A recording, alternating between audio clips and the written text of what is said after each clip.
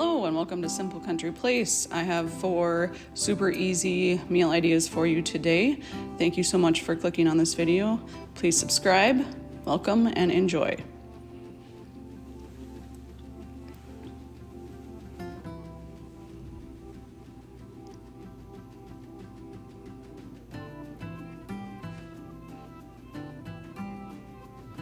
So the first thing I'm making is crispy buffalo chicken quesadillas. And I have those crispy chicken tenders from Costco still, and I am just air frying some of those up and then cutting them into like bite-sized pieces. And for this I actually made one. This one I'm recording is the spiciest of them all, and then I made a milder one for one of my nephews, and then one without buffalo sauce at all. It was just a crispy chicken quesadilla for the other nephew that doesn't like spice. So with that cut up chicken, I'm just adding that hot sauce, and again, I don't discriminate, just whatever hot sauce you have, and mixing that up.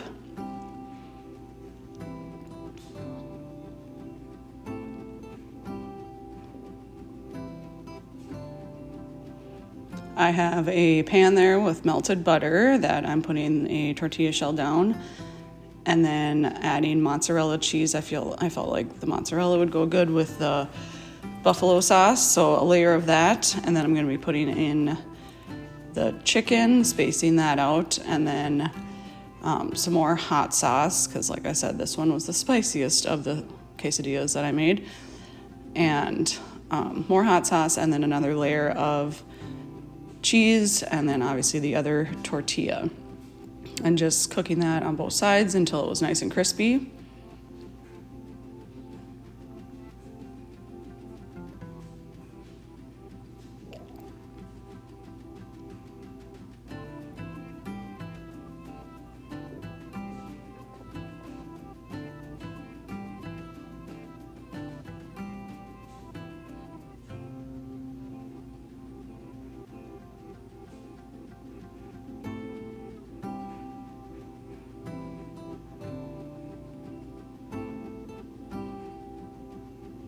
And I just served that with some fresh veggies, and my husband dipped his in ranch. That's his favorite. He does not like blue cheese. On this day, I was kind of busy, so I wanted to do a crock pot meal. And so I'm making chicken tacos in the crock pot. So I have some chicken thighs at the bottom there, and I cut up an onion, throwing that on top, and some bell peppers.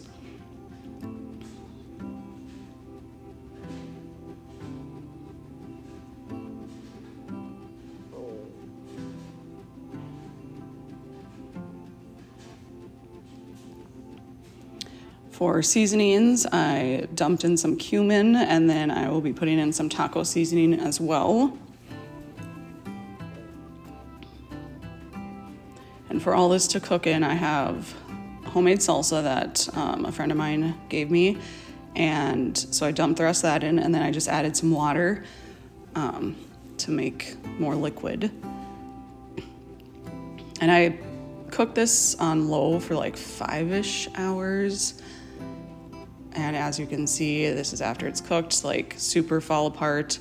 I didn't even have to do anything fancy to shred it. I just dug around in there with those tongs, and it like fell apart.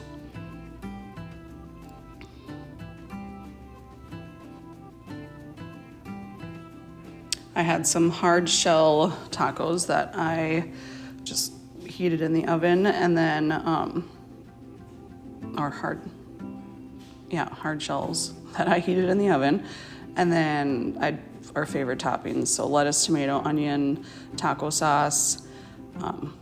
Tacos are always a hit. And my nephew, I was worried that salsa would be too hot, but he said it was super good, not too hot for him.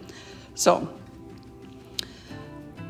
on this day, I am actually making Strum Bui and like potato crisp chip things. So I'm starting with the potatoes because you have to do them in batches. Thin slice them as thin as I could get them, and I actually used a mandolin. And in that pan I have melted butter and some vegetable oil, and just a single layer, and let those fry up until they were like golden brownish, crispy on one side. Then I flipped them and did the same thing. And so when that batch was done, I took them out to that paper towel lined plate there and just added some seasoned salt for like the seasonings, and then started all over on the second batch. For the Strum Bui, I'm going to be brushing the crust with garlic butter, so that's what I'm doing here, just butter and garlic powder, mixing that together. And I'm using a pizza crust, and so I have that pizza crust all laid out there as even as I could get it, and I'm spreading the garlic butter on the bottom of that, or I guess on the top, but the bottom of what is going to be the Strum Bui, or step one, whatever. So I am, you can use whatever meats you want. I have had summer sausage on hand, so I sliced that as thin as I possibly could. I actually tried using my mandolin, but that did not work, so I just sliced it by hand as thin as I could and put the summer sausage layer down, and then I'm putting provolone cheese on top of that because I just feel like that's a good combination, and we had that. And then I'm rolling it up, and I obviously started on that side, and I was like, oh, got nervous, didn't think it would work. So ditched that side, went to the other side, started over there, and it actually worked. Like I was pretty surprised. Did not cause me problems at all. So rolled that up, and then put like the seam down, and then I pinched the ends together.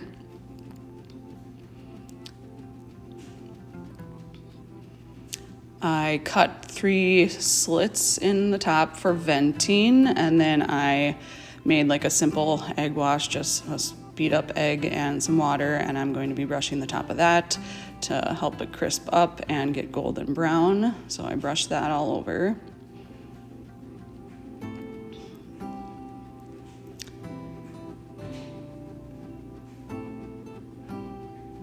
And then I sprinkled the top with that Italian style Parmesan cheese and then Italian seasoning. And I threw this in the oven. I don't really remember how long I baked it. I just watched it closely and got it nice and golden brown. Hoped and prayed the inside was cooked, and it was. And I served that with those chips and then a side salad. And my husband really liked this.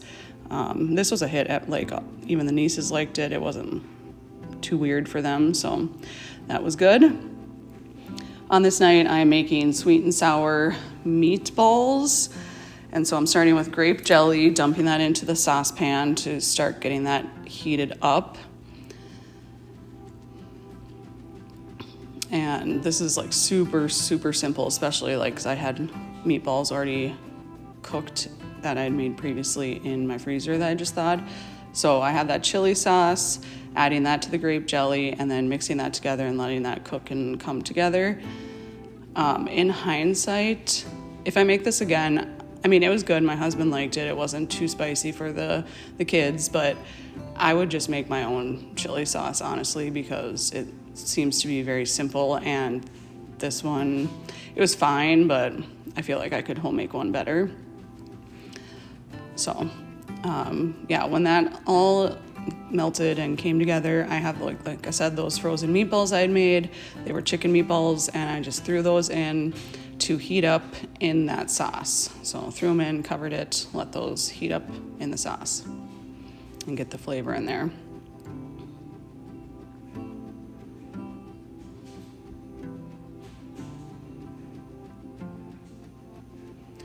I wanted to serve that over mashed potatoes, so that is what I'm making here. And like I usually make them, I have butter, potatoes, mashing that together. Going to be adding a bit of half and half, and then salt, pepper, and parsley for the seasonings. I wanted to keep it simple for the potatoes because you have that sweet and sour sauce that's going to be like the gravy of the mashed potatoes.